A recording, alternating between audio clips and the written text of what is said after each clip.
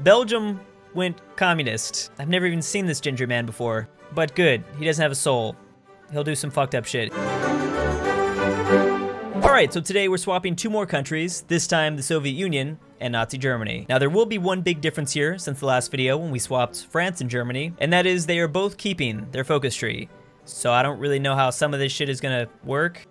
Yeah, we've made like half the trees pointless now. Now we gotta watch France to see if they're gonna go communist again, because obviously if they do, Papa Joe is gonna be very happy. Also, Hitler will be a lot closer to Japan now, which I think that means China's basically fucked, and so is Poland. But it's not like the French or British really give a shit about that. This actually might be the only scenario where Hitler's kinda guaranteed to win. He won't be an idiot and declare a 2-front war. So I think he's gonna be good. But you never know. He could always still try. I don't think the change in proximity is gonna affect the Spanish Civil War. Seems like the Soviets and Nazis are still supporting their sides. Wait a second, where's Useless at? You hear, buddy? Oh, okay, there is Useless. I got a little worried. He's just chilling, doing his thing. And the most interesting thing that's gonna happen in South America just occurred. Chile is in a civil war.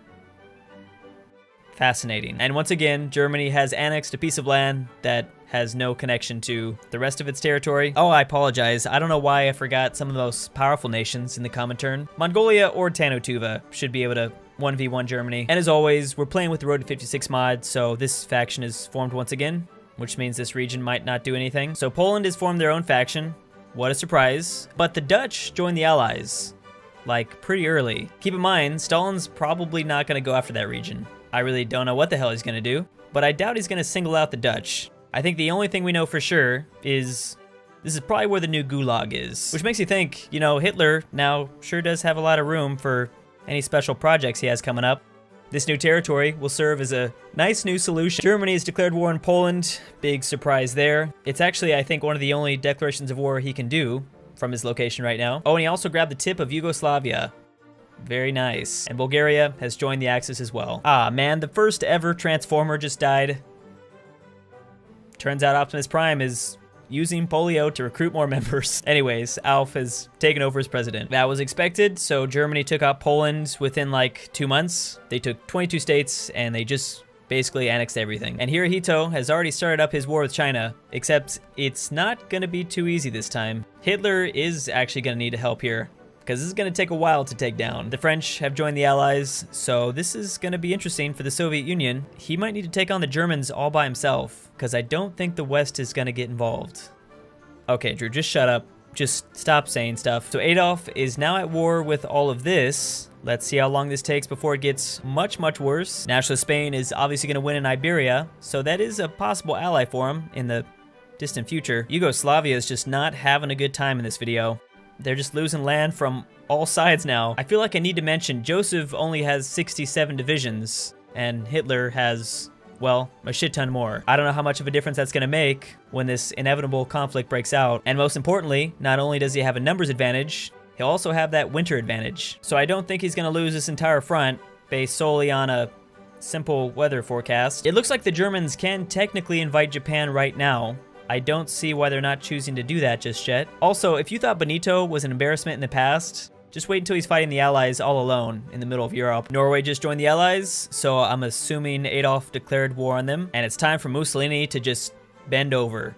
I don't think this is gonna go very well for him. So there we go, the Nazis already have naval invasions planned. I doubt that's gonna work. They should probably just focus on protecting the Baltic Sea. Italian-controlled Ethiopia is already about to fall. Oh, and that civil war actually did kind of make a difference then. Chile joined the Allies.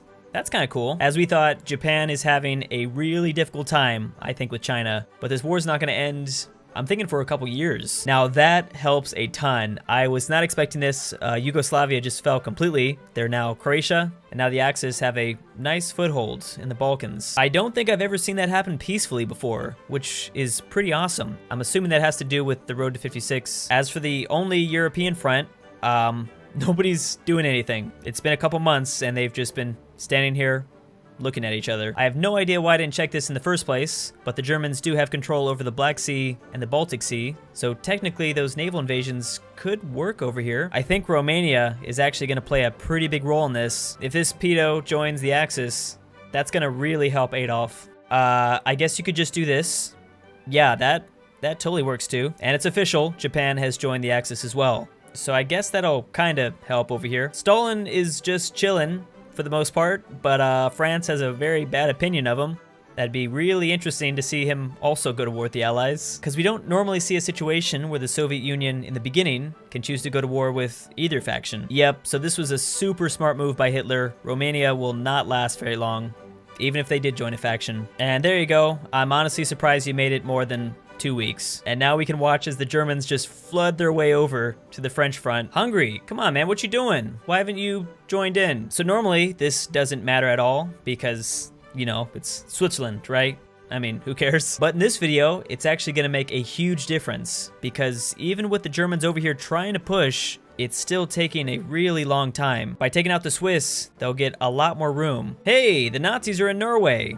Somehow, oh wow, yeah, it worked. While Stalin is, you know, still Stalin, but it's all good because he's really helping out the Chinese faction. Oh, wait a second, they finally broke through. Maybe, you know, they didn't even need Switzerland. I mean, the Italians aren't necessarily at war with them yet, so the Germans have to push in from Austria. Still, this is gonna take a lot longer than normal to capitulate France, because Paris is pretty far away. And I think I was also wrong about Eastern Asia, which you guys shouldn't be surprised about.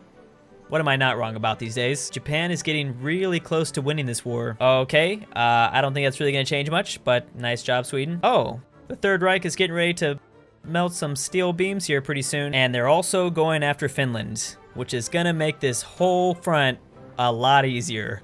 I don't see why you just didn't do that in the first place. So this part of the war has basically come to a halt.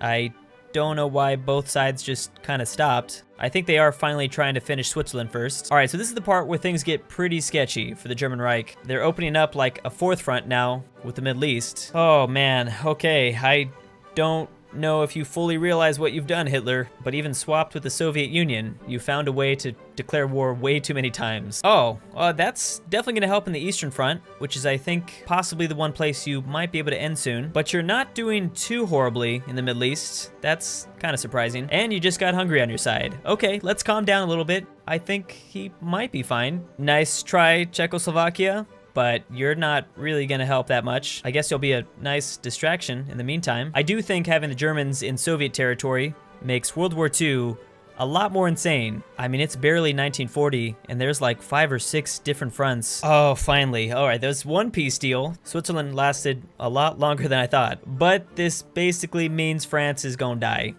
Yeah, it's not even close, they're gonna die. Another thing that's gonna give Adolf like a huge advantage is he kinda has unlimited manpower. And as you can see, this big Nordic war is coming to a close, which means they're gonna have a lot more free divisions. Oh, and not to mention a lot more equipment from the capitulated nations, which also brings my attention to their factories.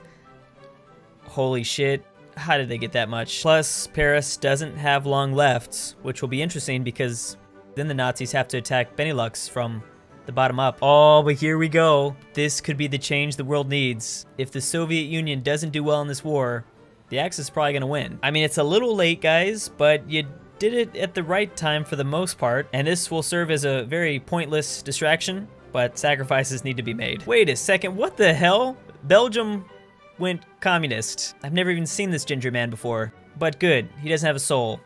He'll do some fucked up shit. And don't forget about the real powerhouse, the Belgian Congo. They're gonna contribute a lot, guys. Okay, so apparently some weird-ass places can join the Middle Eastern faction. I didn't know that until very recently. I mean, every little bit helps, and Brazil is definitely the best out of Latin America. I'm super surprised parts of Scandinavia are still around. They somehow lasted longer than France, but then again, surrendering is their secret weapon. Oh, I like how Brazil actually sent over troops to help out Iran. Not a whole bunch, but they're trying. And this whole area is just gonna be a huge headache, I think, for the Germans. Not only are they fighting all of China, but also all of India. By the way, for anybody wondering, here's a zoomed out version of exactly what Hitler's dealing with. Franco joining in, I guess, is nice. They're a little bit more useful when France is still around. Oh man, okay. That's pretty dumb.